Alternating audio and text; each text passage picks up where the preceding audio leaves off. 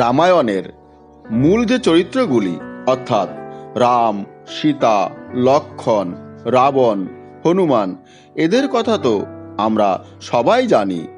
কিন্তু অনেক সময় রামায়ণের মূল কাহিনীর আড়ালে ঢাকা পড়ে যায় আরও কিছু উল্লেখযোগ্য চরিত্র। তেমনি একটি চরিত্র হল রাবণের পত্নী মন্দোদরী। রাবণের মৃত্যুর পর কি হয়েছিল রাবণের স্ত্রী মন্দোদরীর? চলুন আজ জেনে নেওয়া যাক রাবণের মৃত্যুর পর তার স্ত্রী মন্দোদরীর কি হয়েছিল।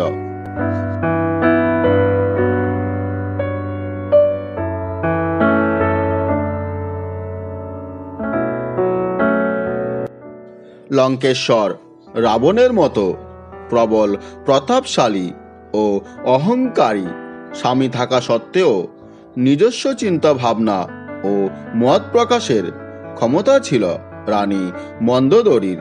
প্রথম থেকেই সীতাহরণের তীব্র প্রতিবাদ করেছিলেন তিনি। রাবণ যাতে সীতাকে সম্মানের সঙ্গে রামের কাছে ফিরিয়ে দেন তার জন্য বারবার তিনি তার স্বামীকে অনুরোধ করেছিলেন।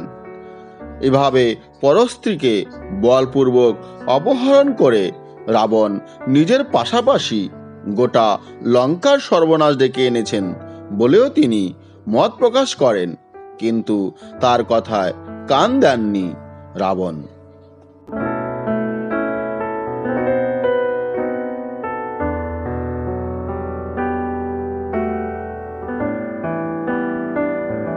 রাবণের স্ত্রী হওয়া ছাড়াও আরও একটি উল্লেখযোগ্য পরিচয় রয়েছে মন্দোদরীর।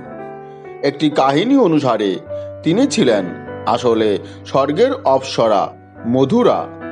মহাদেবের প্রতি অনুরক্ত ছিলেন এই মধুরা। একদিন পার্বতীর অনুপস্থিতিতে কৈলাস পর্বতে গিয়ে মহাদেবকে প্রসন্ন করার চেষ্টা করেন তিনি। সে সময় পার্বতী ফিরে এসে দেখেন যে মধুরার অঙ্গে মহাদেবের শরীরের ভস্য লেগে আছে। প্রচণ্ড রেগে পার্বতী মধুরাকে অভিশাপ দেন যে তাকে ব্যাঙ হয়ে 12 বছর একটি কূপের অন্ধকারে কাটাতে হবে।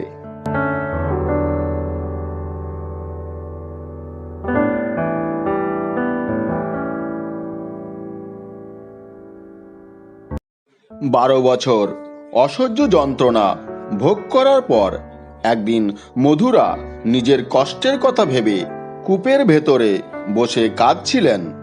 সে সময় কাছেই কন্যা সন্তান প্রার্থনা করে মহাদেবের তপস্যা করছিলেন রাক্ষস রাজা মায়াসুর ও তার স্ত্রী।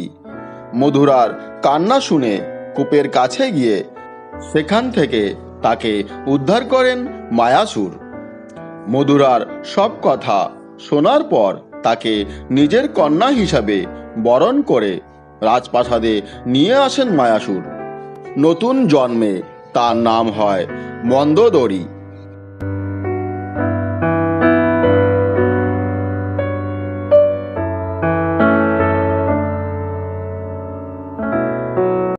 এরপর একদিন মায়াসুরের সঙ্গে সাক্ষাৎ করতে এসে মন্দোদরীর দর্শন পান লঙ্কার রাজা রাবণ। মন্দোদরীকে দেখে মুগ্ধ রাবণ মায়াসুরের কাছে তার কন্যাকে বিবাহ করার প্রস্তাব দেন। মায়াসুর সেই প্রস্তাব ফিরিয়ে দিলে মন্দোদরীকে বলপূর্বক অপহরণ করেন তিনি। দুই রাজ্যে যুদ্ধের মতো পরিস্থিতি তৈরি হলে মন্দোদরী দেখেন যে রাবণের বিরুদ্ধে যুদ্ধ করে তার বাবা কখনোই জিততে পারবেন না। তাই যুদ্ধ থামাতে রাবণকে পতি হিসাবে মেনে নেওয়ার সিদ্ধান্ত নেন তিনি।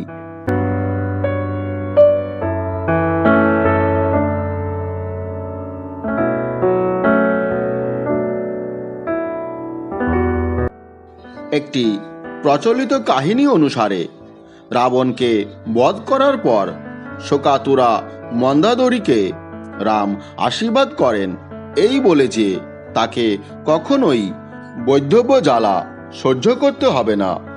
মন্দোদরীর স্মৃতির সিঁদুর কখনো মুছতে হবে না বলে বর দেন রাম। সেই কারণে রামের আশীর্বাদে রাবণের চিতা কখনো নেবে না বলে প্রচলিত বিশ্বাস।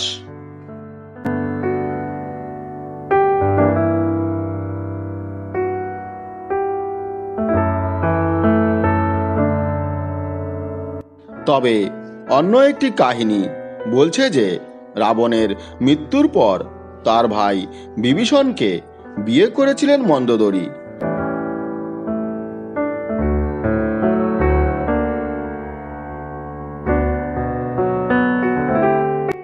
রামায়ণের এই মন্দোদরী কাহিনীটি আপনাদের কেমন লেগেছে? যদি ভালো লেগে থাকে তাহলে অবশ্যই কমেন্ট বক্সে কমেন্ট করবেন। আর হ্যাঁ বন্ধুরা, চ্যানেলটি অবশ্যই সাবস্ক্রাইব করবেন যাতে নতুন কোনো ভিডিও আপলোড হলে সঙ্গে সঙ্গে আপনাদের কাছে তার নোটিফিকেশান পৌঁছে যায়। ভালো থাকবেন বন্ধুরা, দেখা হয় পরবর্তী ভিডিওতে। আজকের মতো এ পর্যন্তই।